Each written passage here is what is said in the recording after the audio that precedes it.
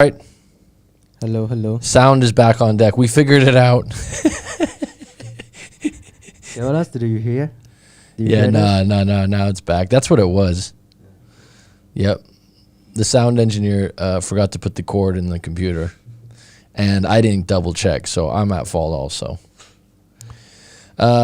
Thank you. I think we're on deck now. Hopefully it's an excellent connection. I just did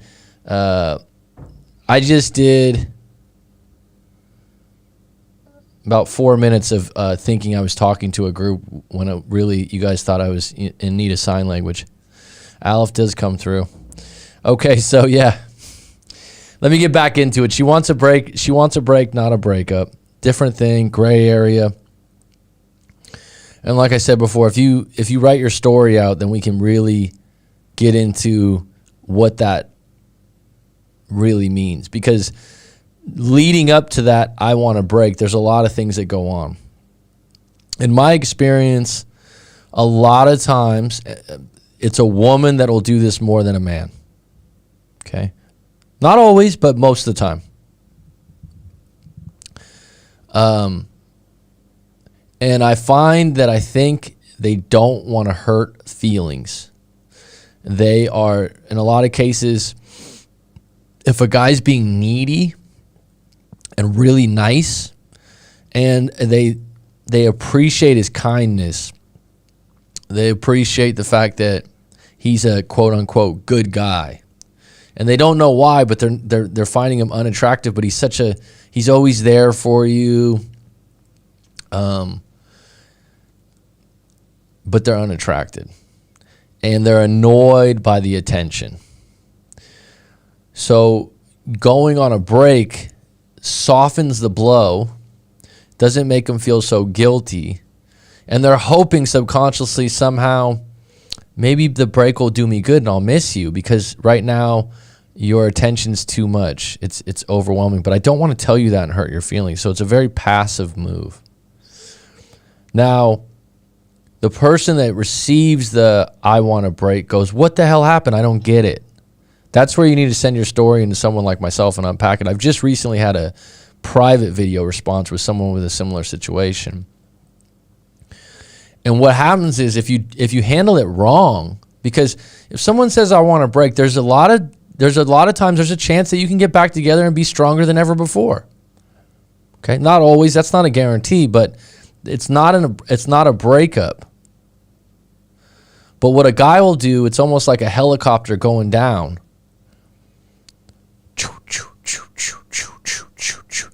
You want a break? Why do you want a break? I just need a break. I just need some time to think about things. I'm a little overwhelmed with work. Some things just happened with my mom. But why do you want a break? But why do you want a break? Oh, are you seeing someone else? That's when it gets worse. Oh, you don't like me anymore? Oh, you don't care about me anymore? That's victim-based. Now someone has to answer a bunch of questions, and they just wanted a break. Now, if you start accusing them of reasons that are faulty or hurtful to their character, number one, realize that you don't trust what they say. Right? Realize that if they want a break and they tell you, hey, my mom's in the hospital, and right now I'm working overtime. I just need a break. It's just too much for me to talk on the phone when you want to talk on the phone. If you say, really, and ask some questions, fine. If you say, are you fucking someone else? Are you seeing someone else? That's when you take it into another galaxy. And the person, if they're not doing something wrong, starts to have contempt for you. Starts to say, I got to answer these questions? Now, if you believe that to be true, you have a lack of trust. You have a true lack of trust, right? That's a different situation. Someone says, I want to break for these reasons. People come to me all the time. They broke up with me because of this. They said this about the break. But you don't believe them? Well, actually, I think they're thinking this. I don't know how much people realize there's a big difference, a gigantic difference in I know versus I think. I think is biased. I think is lacks facts. I think is I hope. And so if you ask your ex or we're going to take a break partner a question and you don't believe them, and let's say they're telling you the truth, you just created a lot of distance with that person. No one likes to be accused of something they didn't do. Right? And sometimes when you're hurt, you want to hurt other people, so you go for the kneecaps. Oh, I know you like that guy at work. I know. You're looking, you're fishing, you're making it worse than it is. The best thing you could probably do when someone says they want a break, you have every right to take some time and ask some questions. You have every right to be a little upset. But when they answer those questions, digest them. Listen. If you don't like the answers, put it back in your frame and go, you know what? I didn't expect this. I need some time to process this. I'll be in contact. But for now, I accept the fact that you want a break. I got to think about this for myself now. That's how you put it in your frame. Suddenly, I think about you differently. That you're willing to abort this relationship for these reasons. I got to process this. I got to think about this for a moment. And I'll get back to you when I'm ready. Doesn't that sound different than, when are you going to call me? What happened? Who are you seeing? Why are you doing this to me? Right? Now, some people will say, and I'm going to take a little snippet from the Discord. This was from a while back. This was from a while back. From JD2986. She told me today that she wants a break. She doesn't know why she wants a break. See, that's one of those things that's hard to swallow, because you're like, she doesn't know why she wants a break. She knows why. She doesn't want to say it. That tells me that she probably, and I'd have to know your story, thinks she's going to hurt your feelings. And she's not comfortable communicating her real reason. Whether that's shame, whether that's guilt, or it's pity. She said she cares for me and doesn't want to crash and burn. Okay, so if she said she cares for you, that tells me that doing a break is a lot more softer fall for you than breaking up. And if she says she doesn't want to crash and burn, I would want to know, what is that? What do you mean by crash and burn? So when you talk to people, and if you look up communication and stuff on YouTube, or there's a really good master class with a guy about negotiation, mirroring someone's words, right? And so, if she said she cares for me, okay, that one's completely understandable, and that's probably going to be well received. She cares for me, good. And doesn't want to crash and burn. Your question is, so what do you mean by crash and burn? Those are her words. He writes, I don't know what that means. That would be the question to ask. What do you mean by crash and burn? I ask her if there's anyone else. See, instead of asking about what it means to crash and burn, you ask, is there someone else? Totally different ball game. Totally different galaxy. You went from her saying that she doesn't want to crash and burn to, are you seeing someone else? Now, if she's not seeing someone else, this creates a negative pushback. Right? This creates a little bit of contempt. Like, really? You think I'd be seeing someone else? Ask her if there's anyone else. She said no, but my instincts say otherwise.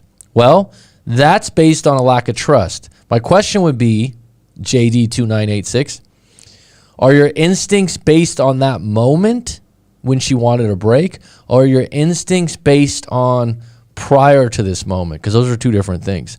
Number two, have you had a woman leave you for another man before or cheat on you before? Because that would increase your instincts of this probability happening again. That's just how the human brain works. We record memories.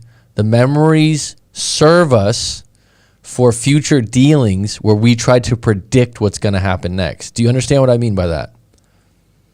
The memory records things, and the memory is not always accurate, by the way. That's a whole nother rabbit hole to go down. And the reason why we have memories is so that we can go, oh, I've been down this road before or something similar to this. I think this is what's going to happen again. So I'll do this. So this doesn't happen to me again. She said love and boo and good MRI and sending kissy faces. I don't know what that means. She said love. I'm going to say she said love you, boo, and good. And if sending me kisses, but she thought about a break 2 weeks ago. So this has been brewing. She got mad for me asking questions because I want to know why.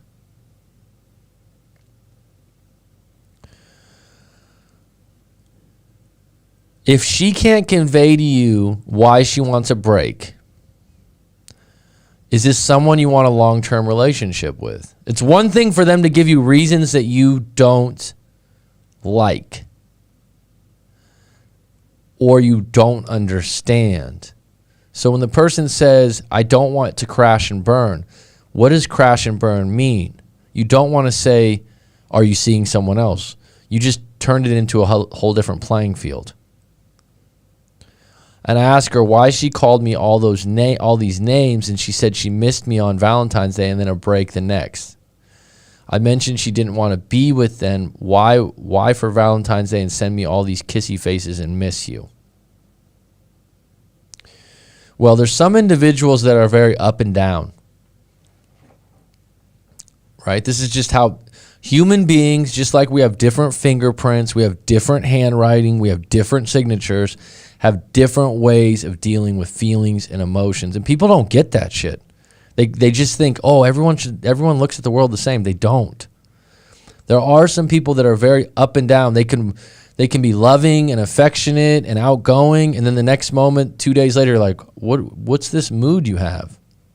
By the way, no offense to women tend to be more moody. They tend to be more emotional. They do have that time of the month. No offense, ladies, but you do know that in a lot of cases it does affect your emotions. Right? And I've had girlfriends before where that time of the month, when they get their cycle, they know it. They're sensitive. They're emotional. They get upset quicker. That's one time a month. Right? Normal would be different perspective on things. The way we approach certain things in life. I mentioned she didn't want to be with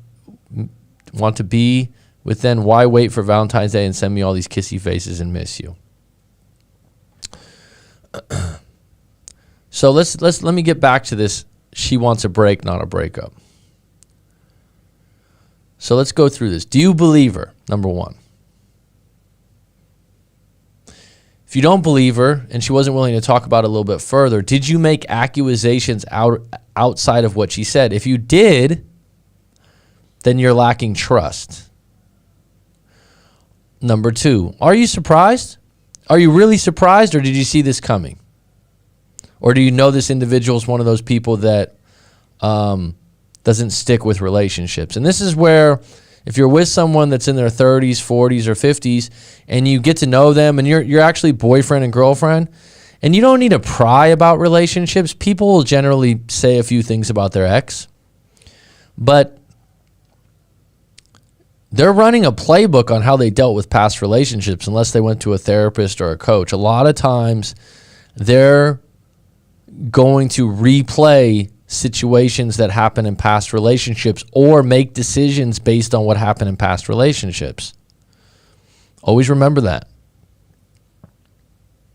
So if they suddenly left their ex, for example, if they say, oh, I was with my boyfriend from 21 to 26, and then I met someone else at work, and we were kind of over with anyways, so we broke up and I started a relationship about a month later. That says that person can do that same thing again. What's the third thing to do? She wants a break. Can you accept it? And to me, one way to accept it is to understand it. If you can't understand it, then ask a few questions that are not negatively accusational. They're based on what the person's saying. So you want a break? Okay, I can deal with that. I just need to understand it a little bit better. Can you tell me what's your reason for the break? Not you seeing someone else. Now, you can ask that question, but you ask it once. And if they say no and you can't accept no, then you got a problem with trust. But I would like to go back to, in most cases, any breakup, getting fired from your job, anything that bad, the minute you accept it is when the minute you start to move forward. Notice I didn't just say move on, but you say, look, like I said, I don't know if someone says I want a break, you ask some questions, you look for some clarity. Maybe you didn't get it, maybe you did get it. And then you say, hey, look, I needed some time to process this. I needed some time to think about this myself. I'll be in contact in the next week. You just put it in your frame. You didn't necessarily say I accept it. You say, I got to think about this myself. Because I might not want to, what you're saying is I might not want to break. I might want to break up. I might not want to go through this. I might have some more questions after I think about this a little bit more. But if you base it on that first conversation, when you get emotional, you might say some crazy things. Now, here's an interesting question. Is it an LDR, long-distance relationship? If it is, which is very, very, very common these days, and someone goes, I need a break, there's a good chance they're tired of the distance. That's circumstances. That's the circumstances of being in a relationship where it's long distance. Long distance has an expiration date. It never ends well. You usually don't get married. You usually don't buy a house. You usually don't move forward into the next step until you live in the same city, town, or at least an hour or 2 hours away. At least driving distance. So when someone goes, they just put it to the side that she wants a break. She wants oh yeah, we live in different states. That's part of the problem. Oh yeah, we live in different countries. That's part of the problem. Oh, but we talked every day. Oh, but we did this. It gets old. And one person, here's the thing about long distance. Some people are like, oh, I've been through long distance relationships before, or this is my first, and they love it. They can stay loyal. They can talk on the phone. They don't yearn for the intimacy. But the other person at some point goes, you know what? I need a break. What they're saying is this long distance relationship's not working. And a lot of times in a long distance relationship,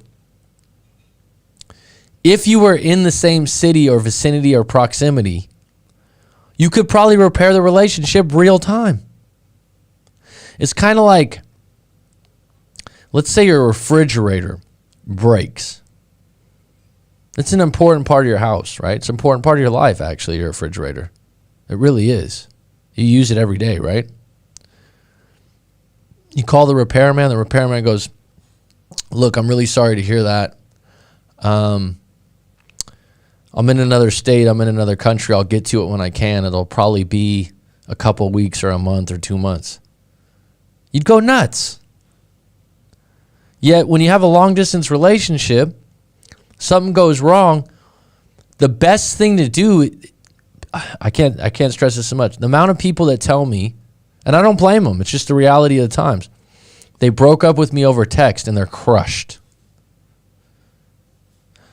There's people that told me they broke up with me over phone call and are crushed. Because there's nothing like people to people, human to human interaction. The only thing close would be FaceTime, right? Or Skype, where it's video call, because you can read emotion. You can feel it a little bit better. Now, a breakup's a breakup any way you dice it. If you want to give it more power because it was a text, okay, it's rotten, it sucks. But if you contact each other 80% of the time through text anyways, well then if you're talking 80% on text, why wouldn't they break up through text? Is it a weak move? Yeah, in my book. Does it make it easier on them? Yeah, definitely. Does it change the circumstances? Hell no. It's the same thing. It's the same thing. It's kind of like if I stole money from you and I hold you up with a knife compared to stealing it from your bank account online. Would one be better than the other? I would think that someone holding a knife to me would be more traumatic and horrifying, so I'd probably prefer the cyber theft. But in reality, I don't want to lose my money anyways. It's the same destination. If someone wants a break in a long-distance relationship, a lot of time it's the distance. They might make up all kinds of different excuses too. And by the way, when you're in a long-distance relationship, there's always an increased chance that they'll meet someone else. Oh no, not us. We're in love. Well, there's a void. And I'll tell you the other part of this. The person that's in the environment that supplies more fish, more catches, more available single people you might be interested in, then it just increases the probability that they meet someone else. That's not personal. Next question. She wants a break, not a breakup. Have you had a break before? Now, some people, this is how they do relationships. Oh, there's a problem. Let's take a break. Oh, there's a problem. Maybe we should break up. That's how they operate. That's their playbook. They don't see things head on. Do you want to deal with someone like that? And you're thinking like, why are they doing this? They're not you. They don't have relationships like you do. But here's the thing. They're telling you who they are. They're telling you how they operate in relationships. I've had a really good friend I grew up in high school with. He's had 2 serious relationships, long-term relationships. Every couple of years he breaks up. And it's a bad breakup. It's traumatic. They move out. They don't talk. They go back and forth. And then they get back together. It happened in both his relationships. And it's traumatic, and they get back together, though. I would say he's probably, between the 2 long-term relationships, he's probably had 15 breakups that were like the end, crying, upset, and they get back together. It's a playbook. And the worst part is if one person does the breaking up with you, they got you. They know your weakness. They're like, look, if I don't get my way, I'll just break up with him. I'll move out for a couple days. He'll come to his senses and he'll do exactly what I fucking want. And some people think like, oh, that's just how relationships are.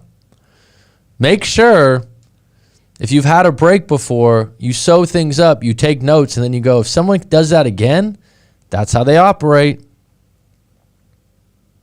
That's what they do. Oh, we got a problem? Hey, let me just throw this at them. Hey, you want to break up? Then do what I say. Or every time something goes wrong, and this usually happens more with people that don't live together, that see each other more sparingly. Because you're operating on a relationship that's deficient of affection. Does that make sense? What's the difference between being good friends and having a girlfriend-boyfriend relationship? Intimacy, affection. Texting and talking on the phone has its limits.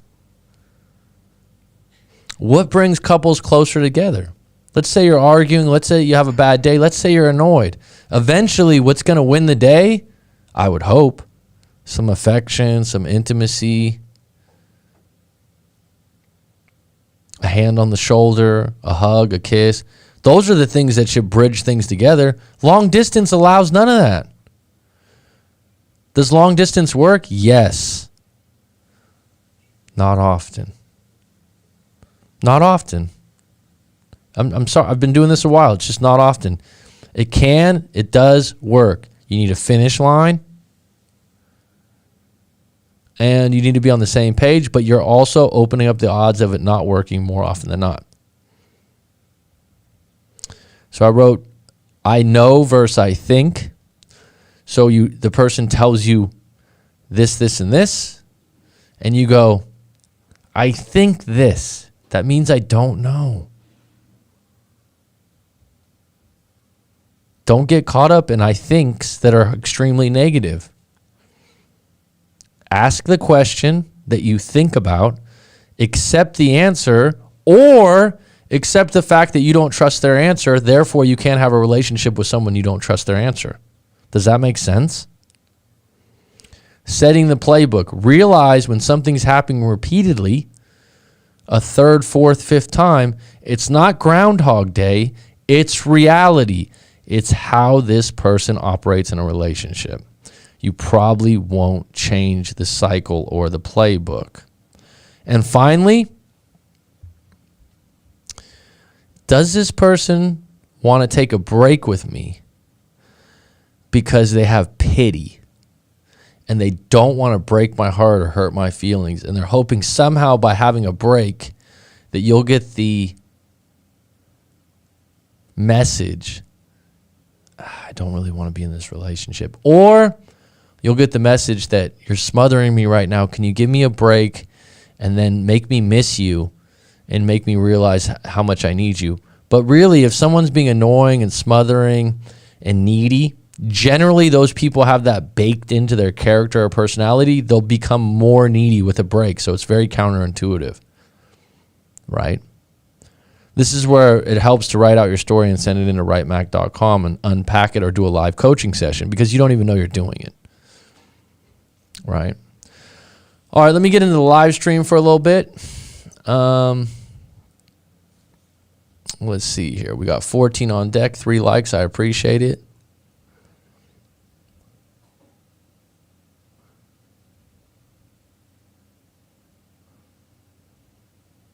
Choose those who choose you. Coach, this may seem like a dumb question. Questions aren't dumb. All questions are good. Why is it better to end a relationship amicably? No accusing them of anything, just a clean break where you respect their choices. Well, that's just ideal, right?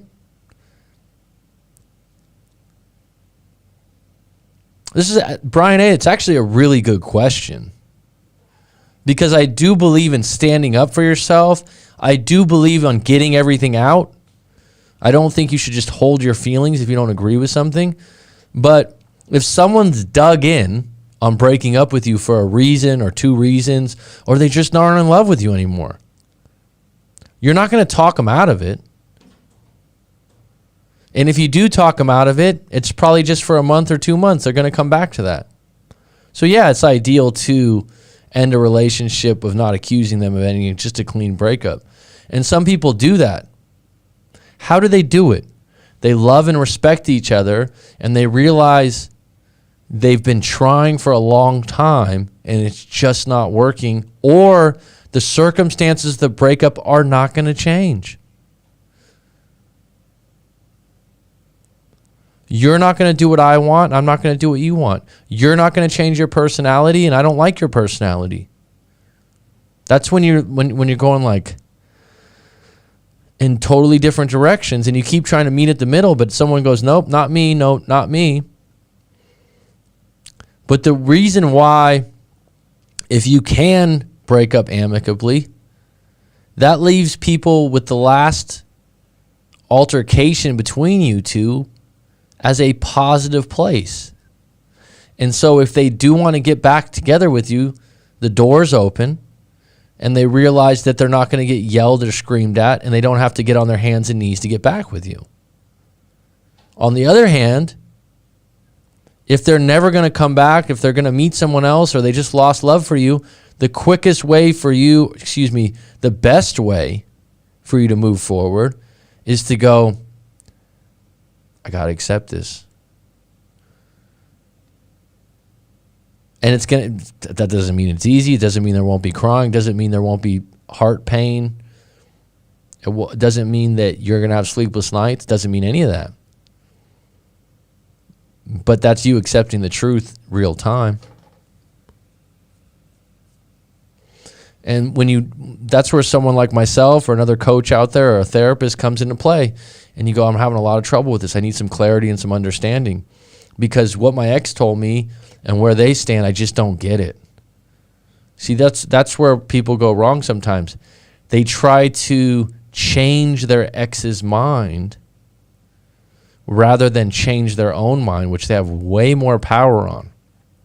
And when I say change your own mind, I'm not saying to necessarily be able to change your feelings and emotions, but just change your interpretation of what happened. That's what's hurting you. And it starts with stuff like, she broke up with me over text, not the phone. In the grand scheme of it, if she would have called you, does it make that much of a difference? Different frame, right? Someone's holding on to the fact that she broke up with me over text. She broke up with me over text. I can't believe she did that. That's the worst thing you could do. Is it the worst thing you can do?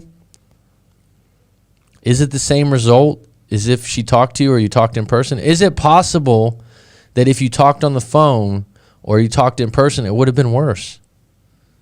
It would have hurt more. Actually, it is possible. It is possible. When a guy asks for space, give it to him. Give him more than he asked for. Leave it there. And the chips will fall where they may. Judy Jack, you are a poet. Smoke and mirrors is not a gray area. I understand what you mean by that, Troy. Yeah, I would agree with that. For me to identify that as a coach, I need to know the story. That's why it's so important to know what happened and what went down. With regard to theory, the power of the relationship lies with the one who cares the least. Absolutely true. And there's always, I would say it's extremely rare that someone cares equally at the same time. And by the way, cares equally forever? Think about that for a moment. People have bad days. They lose their job. They lose a loved one. Guess what? It affects your fucking relationship, dude. The amount of people that I've known that have broken up in the same week that they lost their dog. Yes, lost their dog that they had since the dog was 14. There's more than you think. And then someone will go, you know what? I just lost my dog. It enhances emotions, sadness, and sensitivity. Where you used to have more patience, you might fly off the handle, you might take something out on them, and then it leads to a breakup sometimes. Or if you're going through the possibility of a breakup, you're kind of in a sensitive zone where you could get back together or you can't. And this is something I actually don't talk about often. There's a moment before you break up where you think things could have been saved.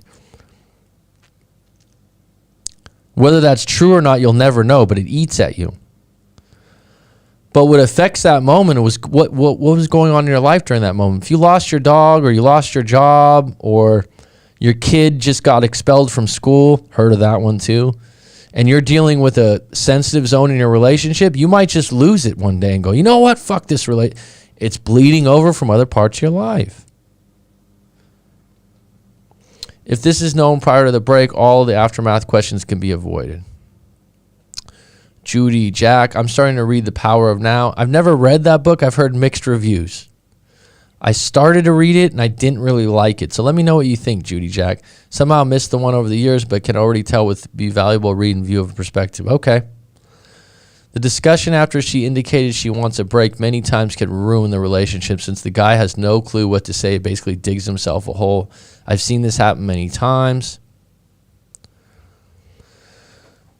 I will say this. I understand. It's always hindsight 2020. It's always easy for me to take the objective view. I understand. I'm never like, oh, you're such an idiot. But that's why you need to talk to someone about it that's outside your friends, colleagues, because you need to get some kind of outside opinion. Hi, Mac, all on board. Right on, Leandra.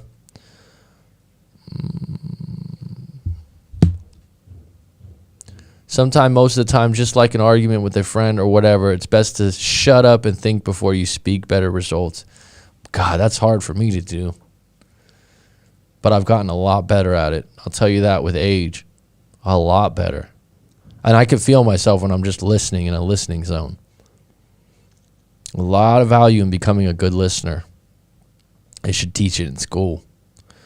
That time of the month, from medical point of view and science, ladies with PCO syndrome and other medical condition can have mood issues. Also, there is mood disorder and part of a personality disorder. Not all women have mood issues. I agree, Sabina. And I knew that would get a little pushback when I said that. I agree. I've had a girlfriend that definitely had more mood issues than other ones in that time. I've worked with colleagues before that they were my friends that were women that definitely had mood swings that were a higher level than other women I knew. But it definitely, I would say it definitely depends on a lot of different things. But would you agree that, and this is a question, if the day or 2 days prior to that day of the month, do you feel like women overall are a little bit more emotional and sensitive? Okay, I'll look into the others. And I've taken time for the first one. They also recommended an author named John Butler.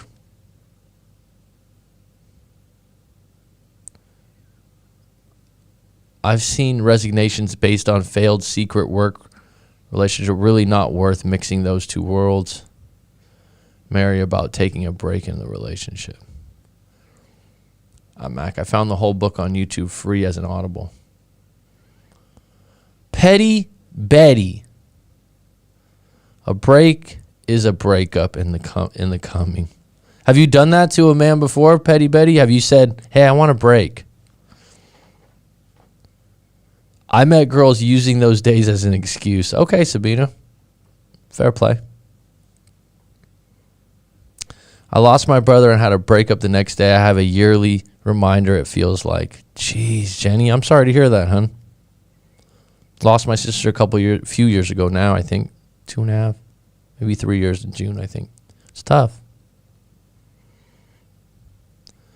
Do you think, may I ask this, maybe this is a personal question, did it just happen completely by chance, Jenny? Or do you think that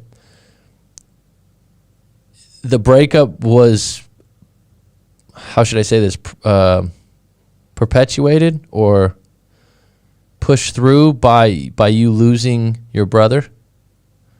Did it make the breakup more abrupt where you maybe would have talked things over?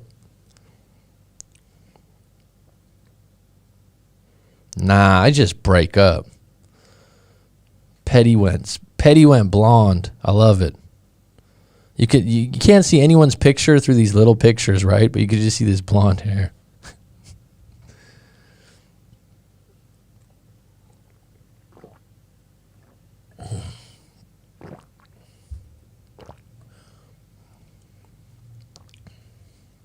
$20 on deck?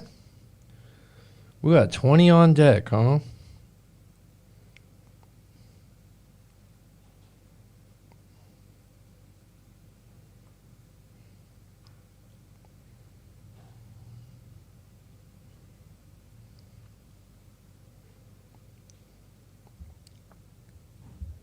Four likes, yeah. Oh, sorry to hear about your brother.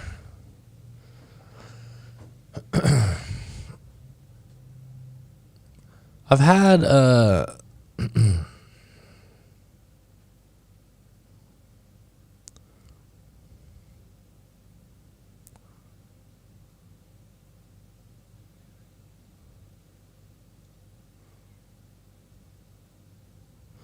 so here was another thing that was posted on the Discord if you guys want to join. A break definitely tends to lead to a breakup. She asked me for a break of 30 days. See, that's odd to me when someone puts like a number on it. It's very calculated. I guess she's an accountant. She said she needed space. 17 days, I get a breakup call about how unhappy she is. She spent 2 weeks thinking. That's one of those things where she holds all the power. Like I said, it would be nice if you could go, you know what, I got to think about this thing too at this point. But if she said she needs space, then my question would be like, what do you want space from? You use the words that the individual uses to convey that I understand that you said space, but what does that mean?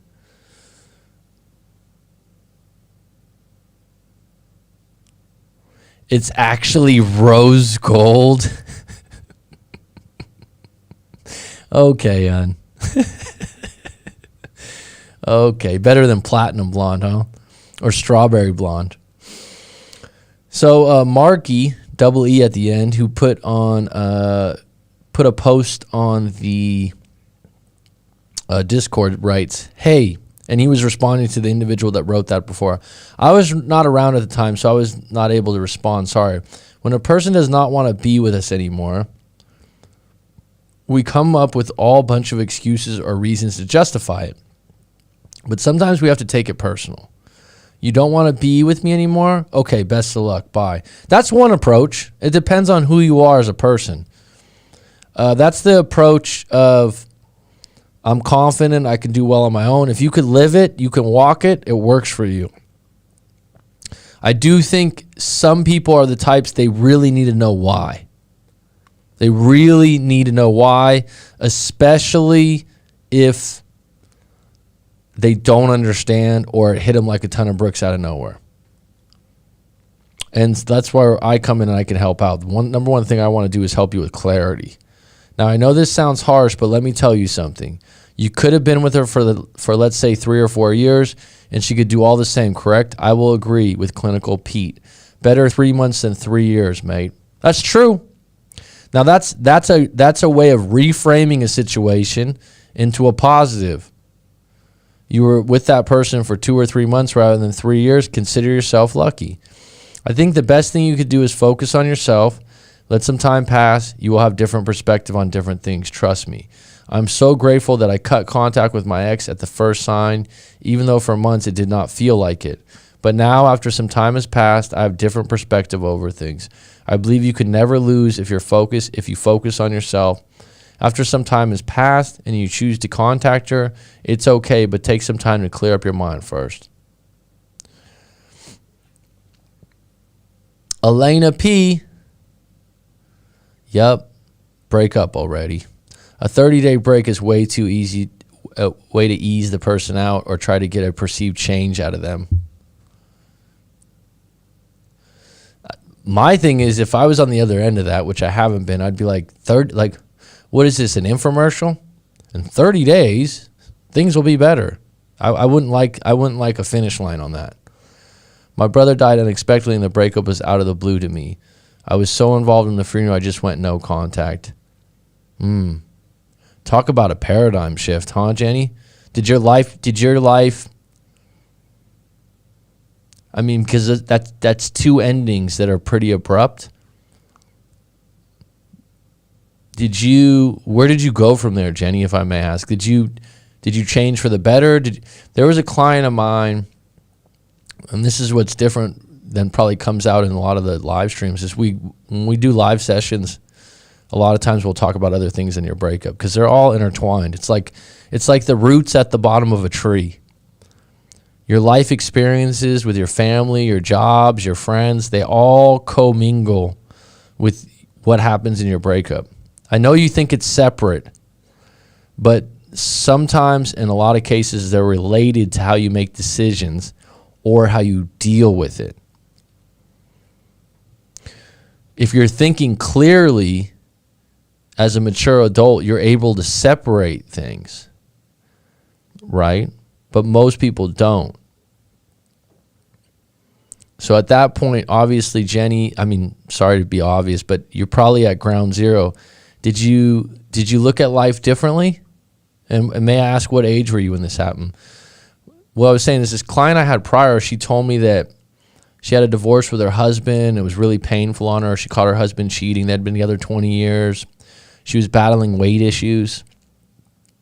And she said one thing that turned her around was her father passed away. And the conversations her and her father had, I think it was like the last week before he passed away, really shifted her into life short. That I got to start making some moves. I got to stop living in the past. She lost her weight. She got rid of her debt. And she didn't necessarily do it for her dad. She just got tired of living this life that she wasn't happy with. So she started taking action. And it was pushed by the idea. And it wasn't that she was, like I said, she didn't convey that message like, oh, I'm going to do this for my dad. It was kind of like, man, I don't have much time here left. Like I need to get things going.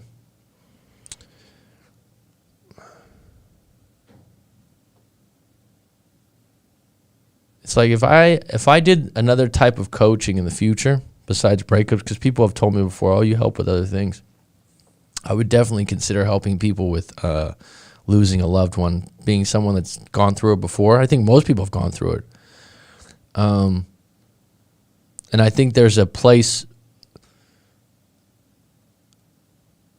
it can make you much more spiritual, much more understanding person. And hopefully just kinder.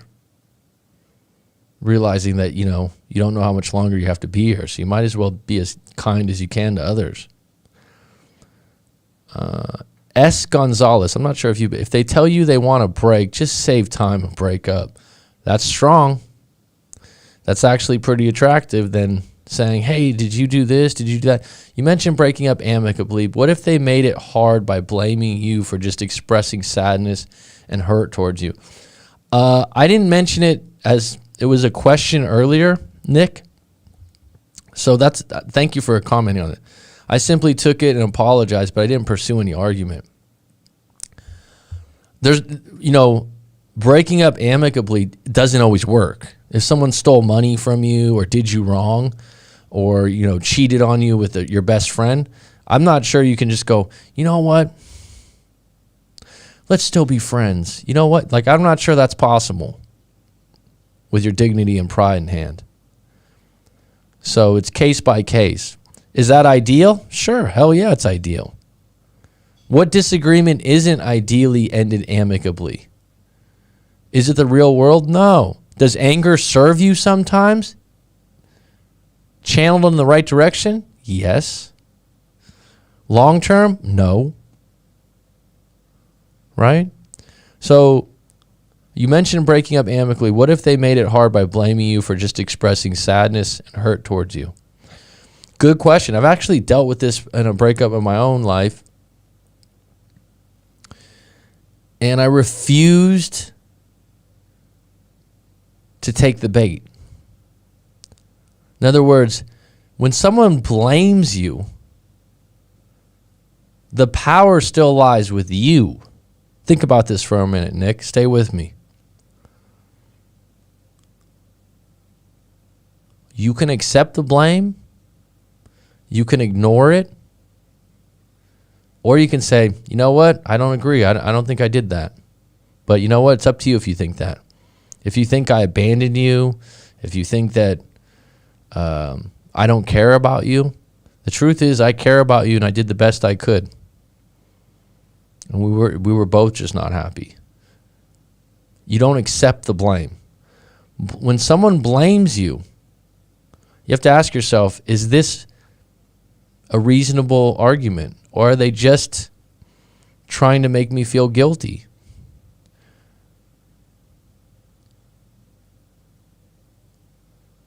And in that case, if someone's being really blameful, that's not good for them. It's not good for you. That's when you need to be in no contact. That's when you need to stop talking to each other. because there's nothing good coming from it. No contact can be amicable. I simply took it and apologized, but I didn't pursue any argument. The thing about an argument, right? An argument gets to a point where you have a choice to agree to disagree. And there's a lot of power when you go, you know what, we're just going to agree to disagree. You don't want to have an argument for 2, 3, 4 hours and you're dug in on ditches on both sides in a war and no one's giving in, right? An argument at its best is when someone goes, you know what, good point. If someone's so clouded by being right and correct and winning that they don't listen to your argument on your side or find some nuggets in your point of view, at some point you go, you know what, this is going nowhere. Maybe we'll talk again in the future. Maybe we won't. Maybe you're just seeing the world in a different way, and that's okay. And that's what it comes down to, Mr. Nick Lindell. A lot of times, I see the color to be green and you see the color to be red. And Petty Betty goes, nope, it's rose gold, Mac. And I go, no, it's blonde hair. No, it's platinum blonde. Who's right? Who's wrong? Who cares? Actually, the one that cares the most about stuff that doesn't matter that much loses. If I say, wow, that's platinum blonde. And she goes, no, it's rose gold because that's what the box said when I dyed it. And I go, no, it's platinum blonde, hon. You're completely wrong. People argue like this all the time. They're arguing over opinions that don't hold a lot of weight. And at some point you go, okay, I really like to listen to opinions that, and I've just adopted this the last few years of doing breakup coaching and listening and talking to so many different people. I just had Clutch on from, God, I should know this, The Art of Love. I keep forgetting the name of his channel. And he called in and he did this surprising to me. I didn't know he was going to go there. We were talking about the honeymoon phase, and he went into the attachment theories, which if you've watched my channel, I don't like people using attachment theories in their breakup because I feel like they identify with them in a negative way and kind of pigeonhole themselves into these identities. But I listened to him for an hour go on about this. And you know what? Gave me a different perspective because he argued about it in a different way. Do I still think that attachment theory has some holes to it and that it was a built narrative from a researcher that I don't know needs to be the end all? And there's some things I'm still not in agreement towards it. Yes. But Clutch comes on the phone and talks about it, I'd say 45 minutes. Right? I listened. I asked questions. And some things I said, well, I didn't hear that before. Interesting. You're going to take the time to give me your opinion. You're not going to, just say you're right or say you're wrong, but go into deep reasoning. Really listen. And I think a lot of people right now are dug in on what they like, what they know, who they are, and what they believe. And it's, the opposition to what you believe or what you want to believe is a valuable source. Not anyone, but someone you respect, someone that conveys a message with quality points. So many guys throwing the needy vibe out there.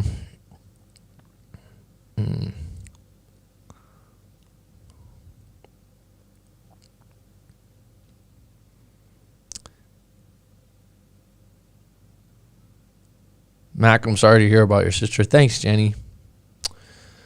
I'm probably going to do a piece on it, but one of the silver linings to my sister passing, she was a donor. And was a brain aneurysm, and they were able to donate most of her organs, her heart, everything. And my mom's working with the donor foundation and whatnot. This is something maybe I'll tie into the channel at some point, but I think it's one of those things. I watched the movie 7 Pounds before, and I thought that was incredible. But I didn't realize how many people can benefit on the deepest level from someone being a donor. So that was a big deal. We get letters to the family thanking my sister for basically her body parts or her organs and whatnot. It's pretty incredible. Elena P., life is so short.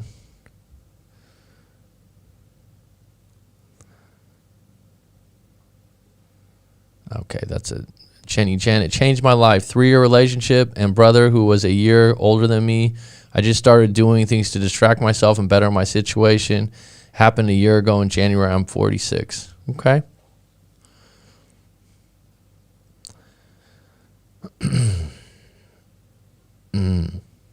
Just 1 year ago. It's still fresh, huh? Well, make sure if you need to talk to someone that you are.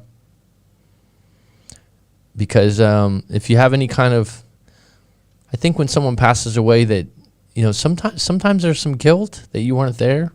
Maybe that's just me, or you didn't spend enough time together and stuff like that. But I'll definitely say that breakups and lost loved ones are very parallel in their feelings. And I have had people, and I thought this myself, that it's almost more difficult in a breakup because it's an open loop. The person's still out there, but you can't really see them in the same way. And that's really hard. Where death has some finality to it, where it's very clear what happened. It's very clear they're not coming back. It's very clear. Doesn't make it easier. It's just a different situation. And it's the same thing. A good book, Jenny, would be Man's Search for Meaning by Viktor Frankl. You always want to find a meaning that can serve you moving forward. And so for me with my sister, it would be that a variety of things. But one of the things is that she was a donor and she helped a lot of people on her way out. And I think she'd be proud of that. That's a concept most guys have no clue about, where the power lies. It's such a huge thing, yet most have no clue about the power structures. Nav. Rose gold, very specific, yeah. Yes, going through a death of a significant family member is a very spiritual experience, starting with the visiting before. It can rip you apart and evolve you from the inside to the outside. You also, I would add, if you have a situation like that, don't be afraid to have a private conversation with the person that passed. It's platinum blonde, but there's rose gold in it too. Right on, Petty Betty. We missed you, hon. I read the book before about color psychology and marketing. Maybe the rose gold holds more value based on the subconscious aspect. Rose and gold are two words that are probably words that are much more attractive, yeah.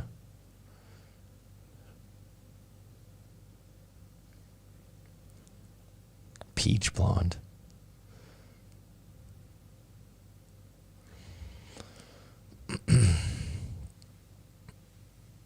Nav, I don't remember seeing you on before. Oh, Derek D's up on deck. Baltimore's finest. It's random. You want to hear something random, Derek? This is funny. So, I live in Thailand. Thailand has a lot of like secondhand T-shirt places, and you'd be shocked. I was driving down the road, and it's like secondhand T-shirt shop, and it had a big Orioles T-shirt, and I was like, "That's Derek D right there." The Baltimore is fine. I always liked the Orioles '80s hats too, but you see stuff over here from the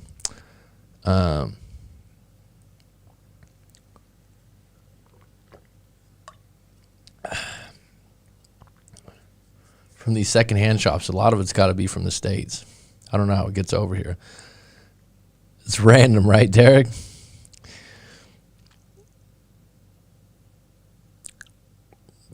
I hope you do a live on that one day. My brother's story was hard. He was in the hospital 2 weeks, and they couldn't figure out what was wrong. Sent him home.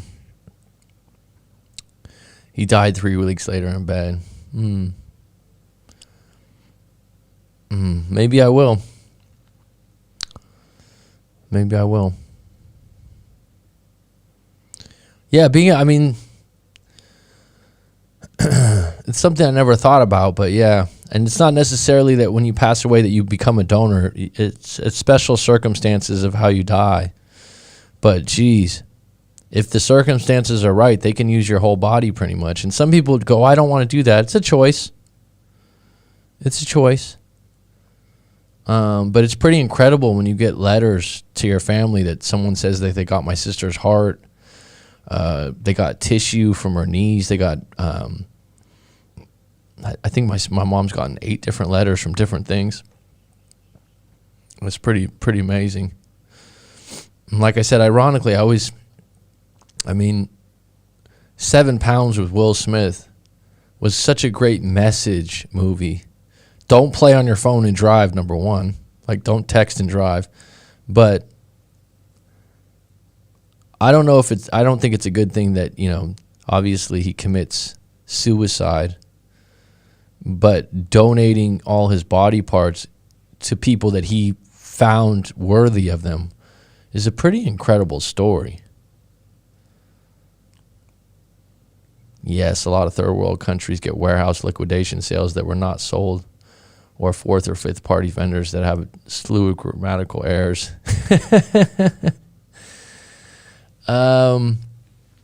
Man's Search for Meaning by Viktor Frankl would be, it's just a classic book. It's a short read, but it's just a classic, Man's Search for Meaning. And it's based on his, he was in the Nazi prison camps, but it's much deeper than that. It's much deeper than that. Chris Boutron. Hey, Coach Mac. Hope you're doing great. Finally caught you live. How you doing, Chris? Rob, have to talk to Jenny. I've been worried about her.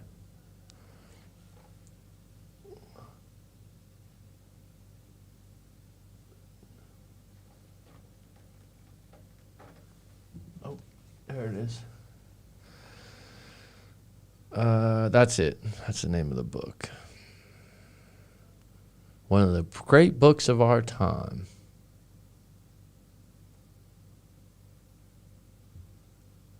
There you go. Short read, as you can see. The basic meaning of the book, Jenny, is to find meaning in everything. Meaning that serves you. He has something called logos therapy, which means meaning. And you gotta find a reason that serves you to move forward. You got to find a reason that you can live with about what happened with your brother.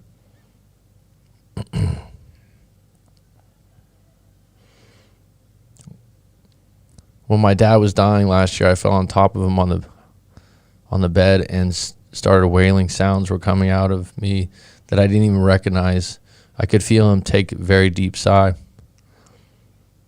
Wow, that's deep, Judy Jack. I'll tell you what, though, that's a lot of emotion to get out. That's actually a good thing. What I love about a lot of countries overseas is that you see folks wearing random name brand clothing, and to them it doesn't matter that the article is name brand. It's just clothing regardless of, yeah. You want to hear something random is... You know when you're in middle school, Derek D, I don't know how old you are now, how far that is, or high school. I don't know if they still do this, but we had to wear like a PE clothes from your school. It would just basically be like a T-shirt with middle school we were the Eagles, and I think high school we were the Dons. But it's your PE clothes, right?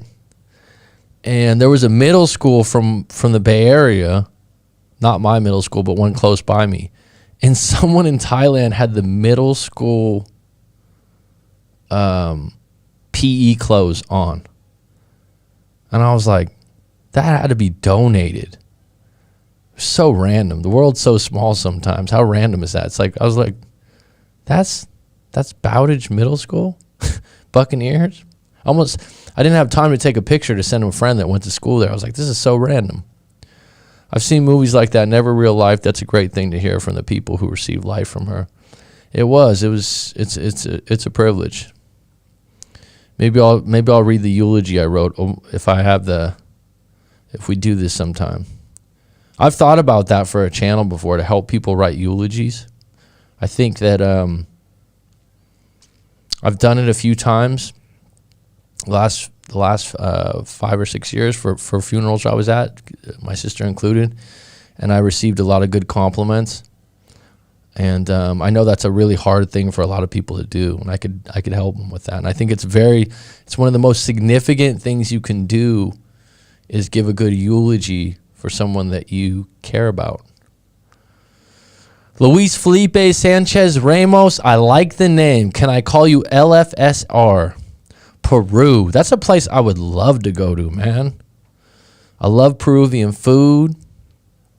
I'd love to go to South America. When I was in San Francisco, they had a great Peruvian place. And don't ask me what my favorite thing is, because I can't think of the names. It's been so long. But I have had Luis, I have had a client that was from Peru that lived in Connecticut. Is this the same guy? I'm not sure, because sometimes you guys use different names. He lived in Connecticut, and great dude, man. I meet so many nice people that are going through breakups. Really, one of the things I really enjoy about this, I haven't had a bad person that I did a live coaching session with. And what I mean, like, they're just good people, and a lot just dealing with some bad problems. I guess that's a reflection of the messages in your YouTube videos, that I just vibe with the people, you know. But yeah, this guy was in Connecticut, and I was like, "You're from Peru? How'd you end up in Connecticut?" He went to UConn. He was working at a bank. He had this bad breakup. The woman was bad news, but I told him, man, I would consider, he's like, I haven't been back home for like 6-7 years. I'm like, are you close to your parents and your grandparents? Yeah. I'm like, go back home for a little while, man. And he was drinking a lot. And he did go back home. And he said he was real thankful that he did. 35? That's a good age, Double D. I remember I was 35. Not a care in the world. And did you end up taking the conservative girl to your birthday dinner, or did you go with the sure thing? And did you think I would remember? After your first initials on the PE clothes, yeah, you know what I'm talking, right, Petty Betty? I don't know if every place does that in America, but yeah, you had PE clothes. They're cheap clothes. But it was so random to see someone with someone's PE clothes from a middle school that was in my county. I was like, damn, stuff travels, huh? Stuff travels. And the secondhand clothes, I mean, you can go to a secondhand place, and they got Polo, they got, I don't know, name brand stuff, Nike. Some of it's maybe not real, but it's all like $3, $4 a shirt. Even when it came to PE, you were the man. If you have Pippins or Jordans or Grant Hills, yeah, that's my generation. I liked Grant Hill.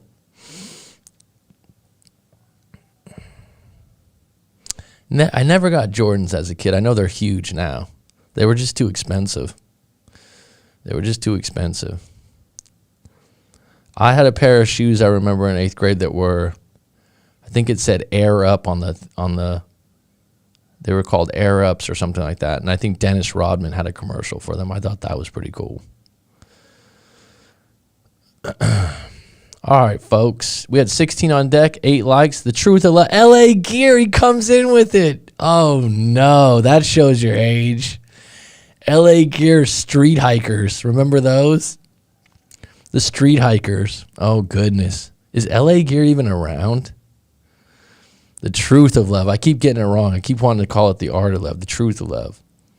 LA Gear. Magic Johnson actually represented them.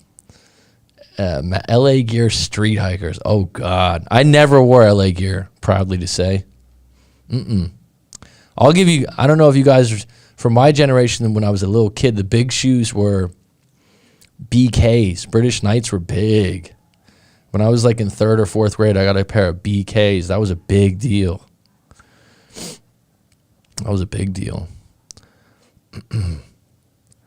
Ironically, in Thailand, you know what's big is Vans. Vans are from California. They're uncomfortable. They're plain. But Vans are still, man, they're popular. They're big out here. Wasn't it Karen that used LA Gear? I don't know.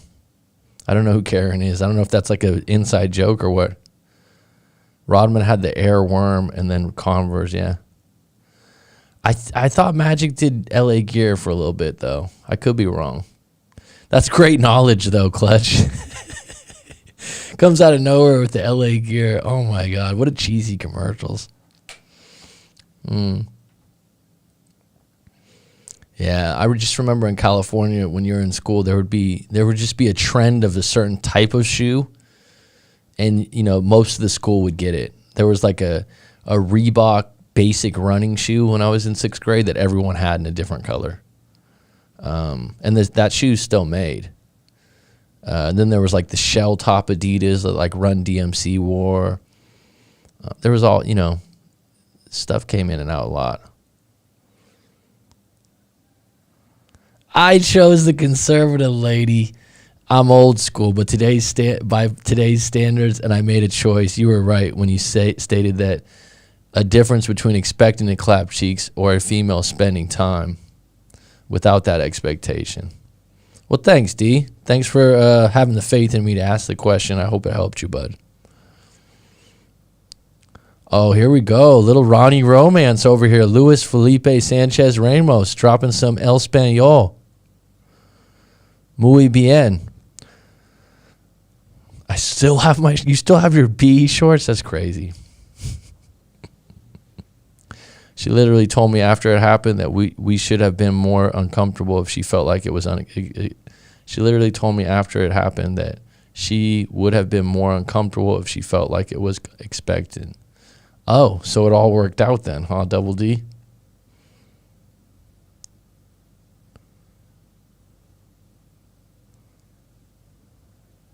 I don't even remember exactly what I said to you, but I'm glad it worked. In the end, it's just a choice, right? It's just a choice. And the other ones that you could have chose from probably would have been always there regardless. Thanks for the birthday wishes, y'all. All good.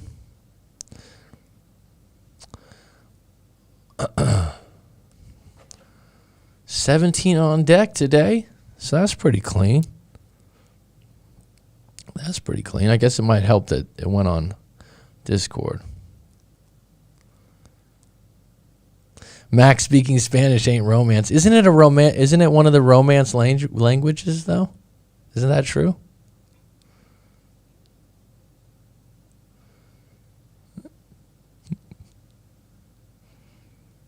Isn't Spanish a more romantic, or is French more of a romantic language?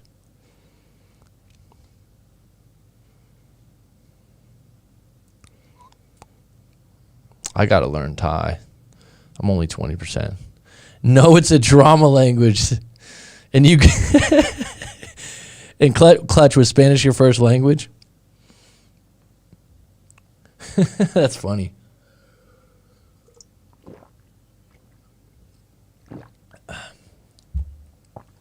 When I was in high school, Spanish was, you could take French or Spanish, but obviously take French. And I was really bad in Spanish class. I really didn't enjoy learning a second language.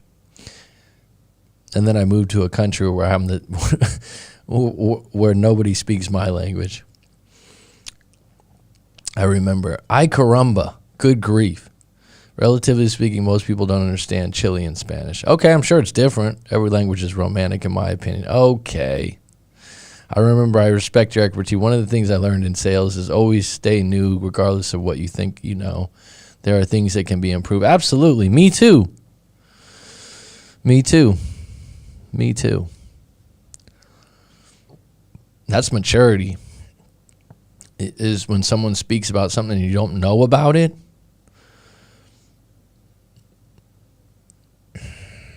Cortez, that's knowledge, Petty Betty. It's so funny because I don't even call him Nike. Nike Cortez, yeah. That's funny. If I see someone with Nike Cortez, I'm like, you got the Nike Cortez on? There was an older guy that was over here in Thailand that's into fashion that I know. He's like really into the funny thing about fashion is people that are in the fashion industry, maybe I'm wrong, Sabina will probably check me. They tend to wear like just black shirts or white shirts, very well fitted, very plain, no emblems, no nothing. Very neat, usually slicked hair. And this guy that I know that is like that, and he owned a fashion brand. He owned a company that made clothes, big company. And he had I'm like, do you have a pair of Cortez? It's like, oh, that's funny. That's funny. I know exactly what you mean when you say Cortez. You don't even need to say Nikes. Might as well. Luis, yes, that's my Discord.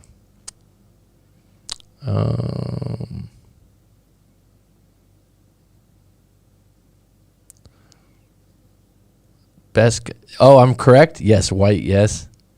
They always wear all white or all black all the time. Best comfort shoes are Hush Puppies and rubber soles, but they get too dirty so no one wears them. Actually, Sperry boat shoes is what are really comfortable in the tropics, at least, because you don't have to wear socks. Hair needs to be in order always in shoes. All right, folks, we're getting all over the place. It's always fun. I do got to go somewhere. I got about 15 minutes. I'll be back on deck soon. We're going to get this together. I'm glad to see that I had 19 on deck today. That's nice. It's reassuring. Things are looking up, right?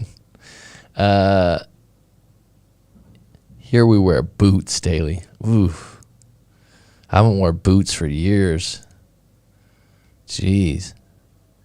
Croc lovers would debate you on that. Crocs are one of those shoes I would never wear. Sorry. I'm into comfort shoes, but not that much. Actually, what I live in is my flip. I live in the tropics. I lived in Southern California, so rainbow flip-flops. I was just thinking about that today. It's like they're so comfortable. All right, folks. It's been good. It's been grand. It's going to be curtains. We've had enough talk about our shoes. Keep the Timbs going. That's very East Coast. But I had a pair of Timbs before too. But I wouldn't wear Crocs. Sorry. I'll rather wear moccasins too. I'm with you on that 1,000%. All right, folks, take it easy.